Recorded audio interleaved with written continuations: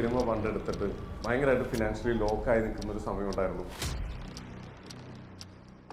Financial lock അല്ല കേട്ടോ, അത് നാട് വിടുക എന്ന് പറയും. കാസർഗോഡുകാർ നമ്മൾ സംസാരിക്കുമ്പോഴേ അത് നമുക്ക് എന്താണെന്നുള്ളത് വ്യക്തമാവില്ല.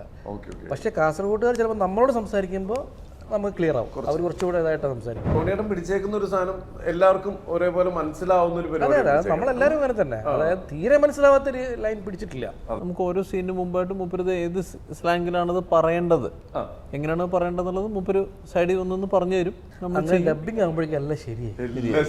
അതാണ് സത്യം. ടിക്ടോക്ക് തൊട്ട് നമ്മളിങ്ങനെ കുറെ കാലങ്ങളായിട്ട് അപ്പൊ ഇങ്ങനെ പല രീതിയിൽ ഫോളോ ചെയ്യുന്നുണ്ട്. നമ്മളൊന്നല്ല, നോർത്ത് ഇന്ത്യൻസിന്റെ ഷാരൂഖ് ഖാനാണ് ഇരിക്കുന്നത്, മിനി ഷാരൂഖ് ഖാനാണ് ഇരിക്കുന്നത്. മൊത്തത്തില് നമ്മള് വർക്ക് കഴിഞ്ഞൊരു 15 ദിവസം കഴിഞ്ഞപ്പോ എന്താ പഠിച്ചത്?